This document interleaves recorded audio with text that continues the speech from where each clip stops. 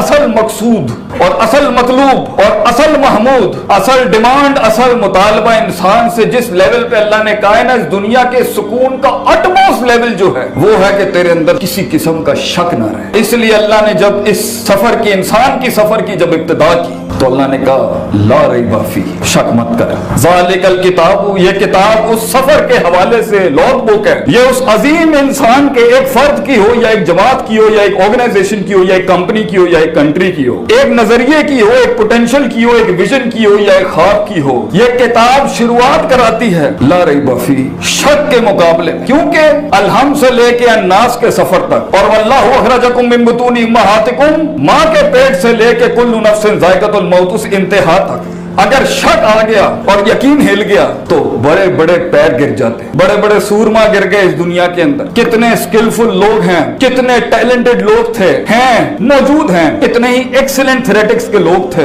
مگر کچھ نہ بنا سکے زندگی۔ کتنے ہی ایسے لوگ ہیں جن کے پاس وسائل اور اسباب نہیں ہوتے مگر وہ ایک سمندر بن جاتے ہیں۔ کیوں؟ کیونکہ ان کے اندر وہ شک نہیں تھا، ان کے اندر وہ یقین تھا، ان کے اندر وہ سرٹنٹی تھی، کیونکہ لوگوں کو قائل کرتی ہے یہ چیز، اپنے من کو قائل کرتی ہے یہ چیز، اپنے اس مری ہوئی مشین کو، اس مرے ہوئے انجن کو اٹھاتی ہے یہ یقین۔ غربت میں وہ آئیڈیا جو بکتا ہے نا وہ سرٹنٹی سے بکتا ہے، وہ جو دہلیزوں پہ جا کے دروازے کھٹکھٹانے پڑتے ہیں نا وہ یہ یقین ہوتا ہے جو لے کے جاتا ہے۔ اینڈ کے اندر جتنے بھی حالات سازگار ہوں یا حالات سازگار نہ ہو، انسان کو کنسسٹنٹ، مستقل مزاجی والا، اس استقلال والا، اس ایلیمنٹ سے جو اس کو آگے بڑھاتا ہے وہ یقین ہے، اور یہ یقین شک کے مقابلے میں بولا جاتا ہے، اور شک دو حقیقتوں کے بیچ کے اندر کنفیوژن کا نام ہے۔ تو اگر ہم لوگ اپنی زندگی کے اندر کسی لیول کے اوپر بھی اس یقین تک نہیں پہنچے، انسان کا علم، اس کی جانکاری، اس کی سوچ، اس کا عقیدہ،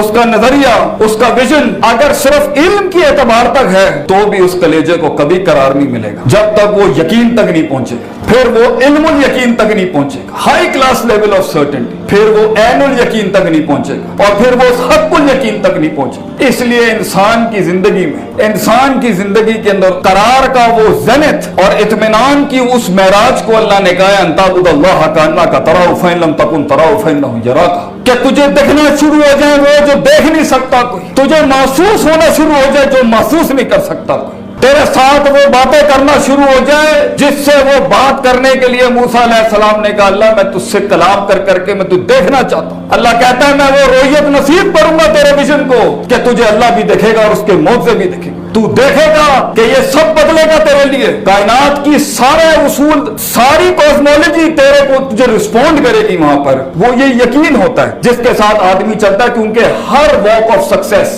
ہر واک آف ایگزسٹنس، ہر واک آف ریٹینشن یا ہر واک آف گروتھ اور ایکسلنس ہو، اس کی سٹارٹ میں ریسورسز نہیں ہوتے، اس کے لیے ہمارے پاس اسباب نہیں ہوتے، وسائل نہیں ہوتے، ٹیم نہیں ہوتی، لوگ نہیں ہوتے، اور سب سے بڑی بات ہے ہمارا اپنا کلیجہ ہی ہمارے ساتھ نہیں ہوتا، ہمارے اپنے اندر تکبر ہوتا ہے جو یہ کہتا ہے تو جتنی ہم نے انکنوینئنس زندگی میں لی ہوں گی اتنی زیادہ بے سکونی ہوگی، جتنا کمفرٹ زون ہم نے باطل اینڈ فالس لیا ہوا ہوگا اتنی ہمارے اندر بے سکونی ہوگی، جتنا جھوٹ ہم نے اپنے آپ سے بولا ہوگا اتنی فالس ڈیمنٹڈ اس ہپوکریسی کے ساتھ آپ جتنا بھی جی رہے ہوں گے اتنی بے سکونی ہوگی، جتنا حقیقت سے دور ہوں گے آپ کے اندر اتنی بے سکونی ہوگی، جتنا فالس ورژنز میں آپ رہ رہے ہوں گے اتنی آپ میں وہ بے قراری اور بے سکونی ہوگی۔ اس لیے اکثر لوگ اپنی زندگی کے سفر میں بچپن میں ان کے ساتھ جو ماحول ملتا ہے انہیں، یا جس طرح کے خاندان ملتے ہیں، یا جس طرح کی تعلیم ملتی ہے، یا جس طرح کی اپ برنگنگ ملتی ہے، انسان کا مائنڈ ہر وقت سائیکو انالیسس کر رہا ہوتا ہے چیزوں کا، کانشیسلی بھی اور انکانشیسلی بھی اور سب کانشیسلی بھی، تو اس کے اندر وہ چیزیں رجسٹر ہو رہی ہوتی اور ہمیں پتہ نہیں چل رہا ہوتا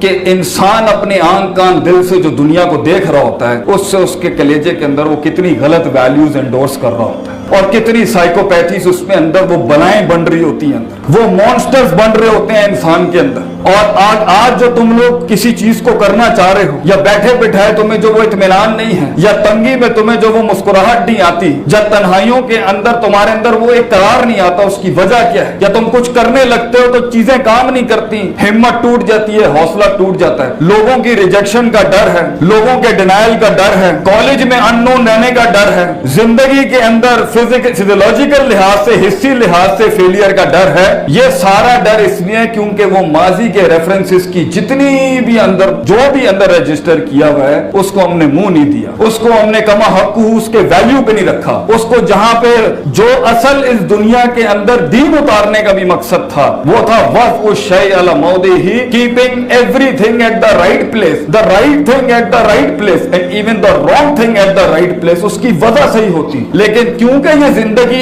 इवेंट्स का नाम है, ये जिंदगी हालात का नाम है, ये जिंदगी मामलात का नाम है, ये जिंदगी हादसात का नाम है, बचपन से लेकर सफर करके जहां तक पहुंचे हो आज तुम, उसके अंदर जो भी इवेंट्स हुए उससे लोग फाइल्स जो रजिस्टर की नहीं है अपने अंदर, अपने माइंडसेट के अंदर, मोहब्बत के लिहाज से, उम्मीद के लिहाज से, खौफ के लिहाज से, गुस्से के लिहाज से, बुग़्ज़ के लिहाज से, एक्सपेक्टेशंस के लिहाज से, पैशन के लिहाज से, ये सारी EQ इमोशनल कोशेंट्स को जो वैल्यूज तुमने अटैच की होंगी वही आज हॉन्ट करेंगी तुम्हें, सुकून वही चीजें बर्बाद करती हैं। और इसके तहत अगर तुमने हक को कबूल नहीं किया और झूठ बोल दिया आगे से, लाइफ तो बुरी हो सकती है किसी की, हालात तो बुरे हो सकते हैं किसी के, माजी किसी का खराब हो सकता है, इसमें कोई माने नहीं, पेरेंट्स बुरे मिल सकते हैं, दोस्त बुरे मिल सकते हैं, यूनिवर्सिटी बुरी मिल सकती है, स्कूल कॉलेजेस बुरे मिल सकते हैं, मुल्क के हालात ऐसे नासाजगार हो सकते हैं, तेरी फेवर में नहीं हो सकते, ये पूरी कायनात ही तेरे मुताबिक नहीं हो सकती, तो क्या गम है उसके अंदर? अगर तू ठीक होता, तू वैल्यूज को सही रखता